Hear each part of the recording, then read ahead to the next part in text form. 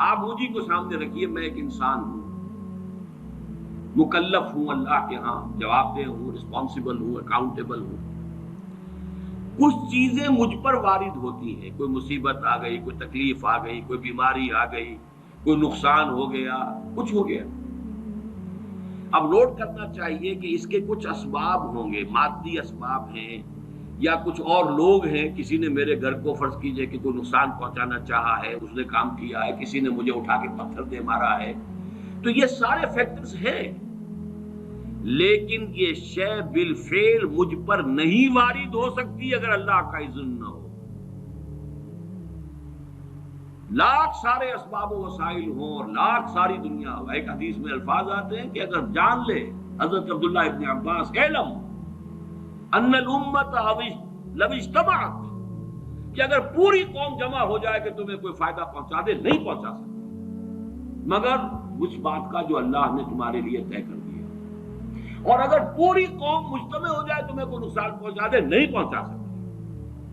تو یہ اسباب و وسائل جو مجھ پر آ رہے ہیں، ان میں جو ہے فیصلہ کنشے اذن رب ہے۔ تو میں یہ بھی کہہ سکتا ہوں مجھ پر یہ اس کی لائی ہوئی مصیبت آ گئی، اور یہ بھی کہہ سکتا ہوں کہ اللہ کی طرف سے مجھ پر آیا، وہ خیر ہو یا شر ہو، بالقدر خیر ہی و شر ہی۔ بھلائی کسی نے کرنی چاہی، اس کا مجھے احسان ماننا چاہیے، اس کا مجھے شکریہ ادا کرنا چاہیے، کوئی بدلہ دے سکتا ہوں تو دینا چاہیے، یہ دنیا کا معاملہ ہوگا۔ اسی طرح کسی نے مجھے نقصان پہنچایا، میں قصاص لے سکتا ہوں، قانونی طور پر مجھے اس کا حق حاصل ہے۔ یہ جان لیجئے کہ یہ اچھائی یا بھلائی مجھ تک نہیں آ سکتی تھی بغیر اذن رب، تو اذن رب شامل ہو گیا نا، تو میں اس کو شامل کر رہا ہوں، والقدر خیر ہی و شر ہی من اللہ تعالی۔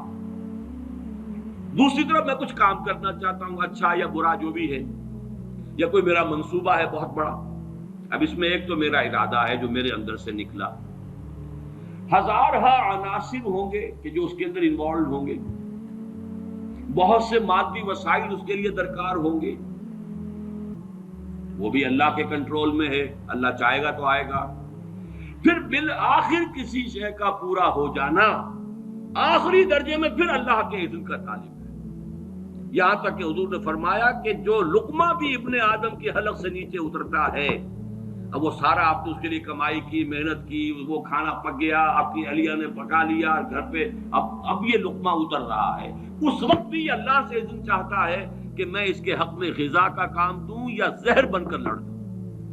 لہذا میں یہ بھی کہہ سکتا ہوں کہ یہ کام اس طرح ہو گیا، میرے کرنے سے ہو گیا، ان اسباب سے ہو گیا، ان مددگاروں کی مدد سے ہو گیا، اور یہ بھی کہہ سکتا ہوں کہ یہ کام میں نے نہیں کیا، اللہ نے کیا۔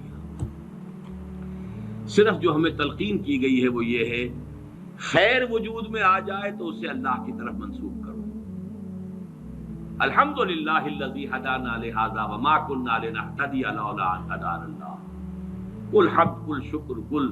تعریف اس اللہ کی ہے جس نے ہمیں ہدایت عطا فرمائی۔ ہم ہرگز ہدایت نہ پا سکتے اگر اللہ ہمیں ہدایت نہ دے۔